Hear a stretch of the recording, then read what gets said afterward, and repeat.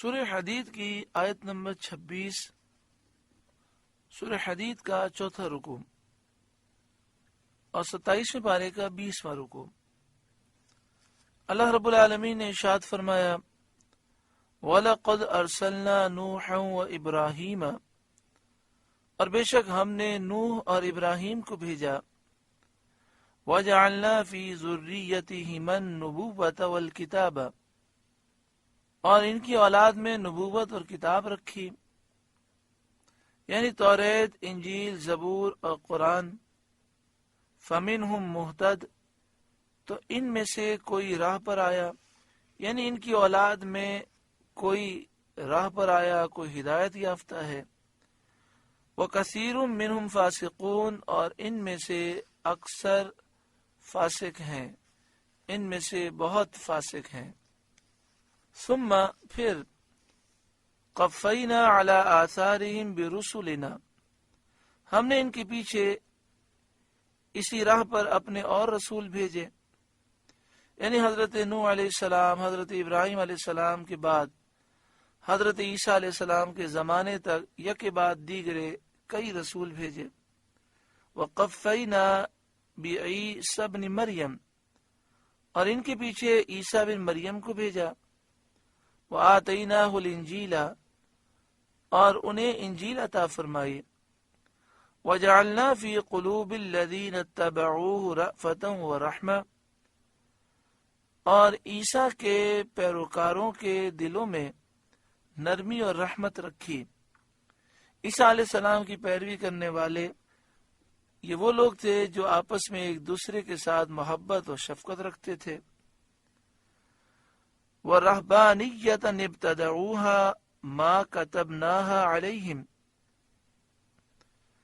اور راہب بننا، تو یہ بات انہوں نے دین میں اپنی طرف سے نکالی، ہم نے ان پر مقرر نہ کی تھی۔ راہبانیت، راہب بننا، پہاڑوں، غاروں اور تنہا مکانوں میں خلوت نشیں ہونا اور صومعہ بنانا، اور دنیا والوں سے ملنا جلنا ترک کرنا، عبادتوں میں اپنے اوپر زائد مشقتیں بڑھا لینا، دنیا کا تارک ہو جانا، نکاح نہ کرنا، بہت زیادہ موٹے کپڑے پہننا، ادنا غذا بہت کم مقدار میں کھانا، یہ راہب بننا جو انہوں نے ایجاد کیا، اللہ تعالیٰ فرماتا ہے کہ یہ دین میں ہم نے ان پر مقرر نہ کی تھی، ہم نے یہ بات ان پر مقرر نہ کی تھی۔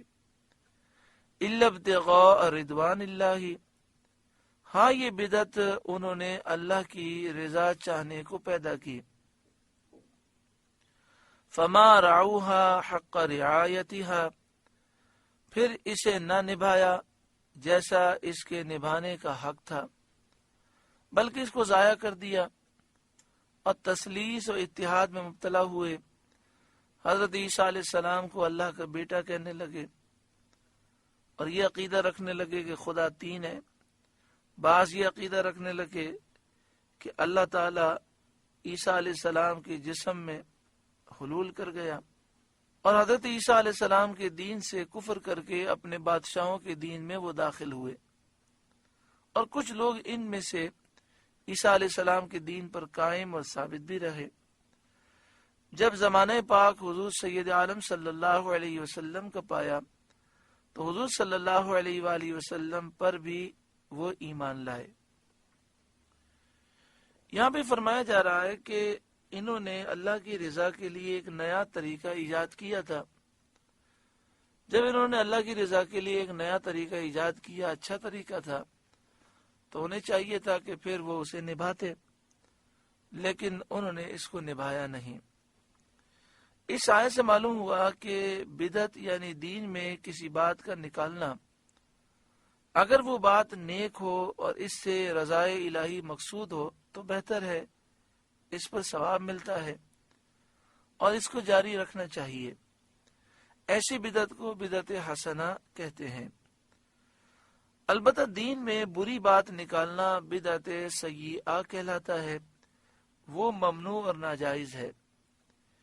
بدعت سیئہ حدیث شریف میں وہ بتائی گئی ہے جو سنت کے خلاف ہو، اس کے نکالنے سے کوئی سنت اٹھ جائے، اس سے ہزاروں مسائل کا فیصلہ ہو جاتا ہے جس میں آج کل لوگ اختلاف کرتے ہیں اور اپنی ہوائے نفسانی سے، اپنی نفسانی خواہشات کی وجہ سے ایسے خیر کے کاموں کو بدعت بتا کر لوگوں کو منع کرتے ہیں۔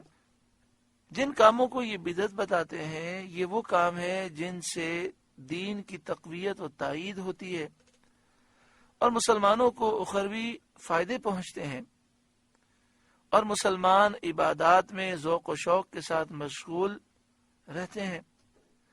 ایسے امور کو بدعت بتانا قرآن مجید کی اس آیت کے سری خلاف ہے۔ یعنی معلوم یہ ہوا کہ اگر کوئی نیا کام ایجاد کیا جائے اور شریعت کے خلاف نہ ہو تو اس میں کوئی حرج نہیں۔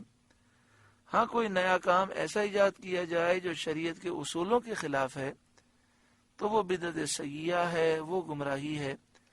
اللہ تعالی ہر ایک کو سمجھ عطا فرمائے۔ آگے ارشاد فرمایا فَآتَيْنَا الَّذِينَ آمَنُوا مِنْهُمْ أَجْرَهُمْ، تو ان کے ایمان والوں کو ہم نے ان کا ثواب عطا کیا، یعنی جو دین پر قائم رہے تھے اور رہبانیت کو انہوں نے اختیار کیا تو رہبانیت کا انہیں ثواب ملا۔ وَكَثِيرٌ مِّنْهُمْ فَاسِقُونَ، اور ان میں سے بہت فاسق ہیں جنہوں نے رہبانیت کو چھوڑ دیا اور عیسیٰ علیہ السلام کے دین سے منحرف ہو گئے۔ یا ایھا الذین آمنوا، اے وہ لوگوں جو ایمان لائے حضرت موسیٰ اور حضرت عیسیٰ علیہ السلام پر۔ یہ خطاب اہل کتاب کو ہے، ان سے فرمایا جاتا ہے یا ایھا الذین آمنوا اتقوا اللہ، اے وہ لوگوں جو ایمان لائے ہو حضرت عیسیٰ حضرت موسیٰ پر، اللہ سے ڈرو۔ وآمنوا برسولہ، اور اس کے رسول پر ایمان لاؤ، یعنی سید عالم محمد مصطفیٰ صلی اللہ علیہ وسلم پر ایمان لاؤ۔ یؤتکم کفلین من رحمتہ، وہ اپنی رحمت کے 2 حصے تمہیں عطا فرمائے گا، یعنی تمہیں دونا اجر دے گا، کیونکہ تم پہلی کتاب اور پہلے نبی پر بھی ایمان لائے اور سید عالم صلی اللہ علیہ وسلم اور قرآن پر بھی ایمان لائے۔ وَيَجْعَلْ لَكُمْ نُورًا تَمْشُونَ بِهِ، اور تمہارے لیے نور کر دے گا جس میں تم چلو، یعنی پل صراط پر تمہیں نور دے گا۔ وَيَغْفِرْ لَكُمْ، اور تمہیں بخش دے گا۔ وَاللَّهُ غَفُورٌ رَحِيمٌ، اور اللہ بخشنے والا مہربان ہے۔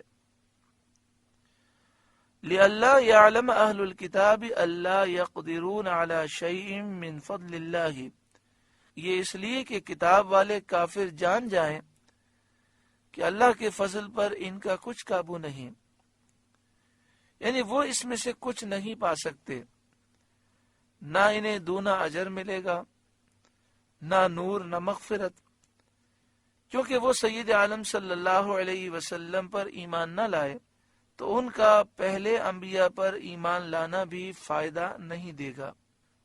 جب اوپر کی آیت نازل ہوئی اور اس میں ان اہل کتاب کا ذکر ہوا جو نبی اکرم صلی اللہ علیہ وسلم پر ایمان لائے اور ان سے وعدہ کیا گیا کہ اللہ انہیں دونا اجر دے گا، تو وہ اہل کتاب جو نبی اکرم صلی اللہ علیہ وسلم پر ایمان نہ لائے، یعنی کفار اہل کتاب عیسائی یہودی، انہوں نے کہا کہ اگر ہم حضور صلی اللہ علیہ وسلم پر ایمان لائیں تو دگنا اجر ملے گا، اور اگر نہ لائیں تو ایک اجر جب بھی رہے گا، ایک اجر تو ہمیں ملے گا۔ اس پر یہ آیت نازل ہوئی اور ان کے اس خیال کا ابطال کر دیا گیا اور کہا گیا کہ یہ خیال ان کا بالکل غلط ہے۔ لِأَلَّا يَعْلَمَ أَهْلُ الْكِتَابِ أَلَّا يَقْدِرُونَ عَلَى شَيْءٍ مِّن فَضْلِ اللَّهِ، یہ اس لیے کہ کتاب والے کافر جان جائیں کہ اللہ کے فضل پر ان کا کچھ قابو نہیں۔ وَأَنَّ الْفَضْلَ بِيَدِ اللَّهِ يُؤْتِيهِ مَن يَشَاءُ، اور یہ کہ فضل اللہ کے ہاتھ ہے، دیتا ہے جسے چاہے۔ وَاللَّهُ ذُو الْفَضْلِ الْعَظِيمِ، اور اللہ بڑے فضل والا ہے۔ سورہ حدید کا درس مکمل ہوا اور الحمدللہ 27ویں پارے کا درس بھی مکمل ہوا۔ اللہ تعالی ہمیں نور قرآن پاک سے روشن اور منور فرمائے۔